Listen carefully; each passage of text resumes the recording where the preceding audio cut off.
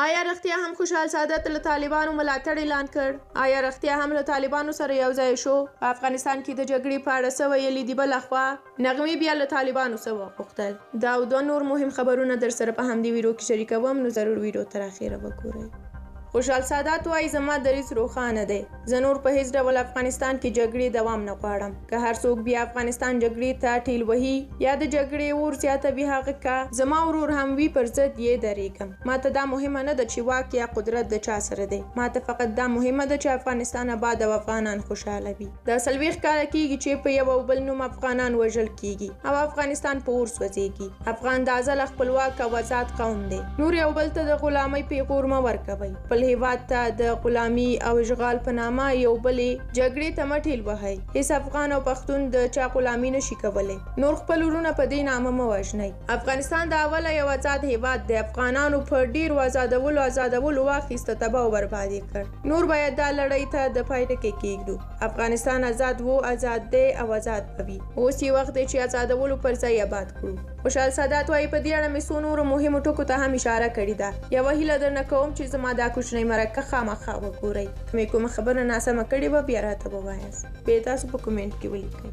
اوس هم دا چې علمګل سهار لیکلی دي، زه دې په مړي ژاړم ته مې په خوله پورې خاندي. په تېرو 20 کلونو کې د افغانستان دښمنانو د افغانانو ترمنځ ډېر د نفاق تخمونه وشیندل. په دې کې د ځینو مزدورو او متعصبو رسنیو رول تر بل هر چا زیات و. د اطلاعات اوسپنو ورځپاڼې پرونۍ دردونکې پیښې ته هم قومي رنګ ورکړی دی. که رښتیا داسې وي چې دې رسنۍ په یو لوی قوم تور لګولی دی، که دوی ناولي متعصبین نه وی، بې له دې چې قومیت یې ذکر کړی وی، د دغه ماشوم د سمې افشا کولو او نیولو لپاره به یې ګام اخیستی و.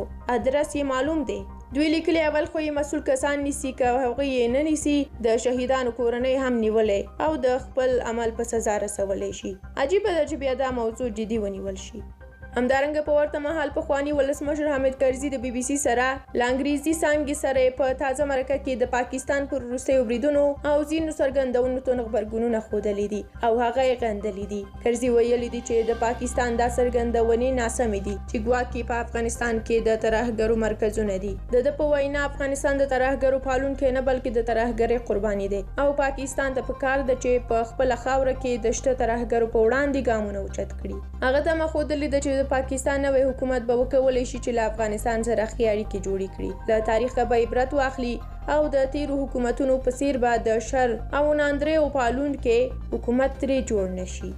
او په پای کې همدا چې افغانه مشهوره سندرغاړې ښاپیرۍ نغمه له طالبانو غواړي چې له شپږم ټولګي پورته د نجونو زده کوونکو پر مخ د ښوونځیو دروازې پرانیسي. له بېلابېلو کورنیو، نړیوالو بنسټونو او مطرحو شخصیتونو د غوښتنو په دوام افغان مشهوره سندرغاړې ښاپیرۍ نغمه هم له طالبانو غواړي چې له شپږم ټولګي پورته د نجونو زده کوونکو پر مخ د ښوونځیو دروازې پرانیسي. ښاغلې نغمه اندېښنه څرګندوي، وایي که چیرې د ښوونځیو دروازې دغه شان د نجونو پر مخ تړلې پاتې شي، د دې په خبره په ژور خفګان به اخته شي. هغې وویل زه د اسلامي امارت له مشرانو هیله کوم لکه څنګه چې د لومړنیو اولي زده کړو لپاره د نجونو پر مخ دروازې پرانیستي، دغه شان له 1 نه تر 12 پورې هم د نجونو پر مخ د ښوونځیو دروازې پرانیسي. که دا نه وي نو دا واضح خبره ده چې زموږ نوی نسل، زموږ نجونې او ښځې به د سخت ډیپریشن ښکار شي. نغمې ازادي راډیو ته دا هم وویل چې په اکثرو اسلامي هیوادونو ګرځېدلي او په دغه هیوادونو کې نجونو او ښځو ته د زده کړو او تعلیم حق ورکول شوی دی.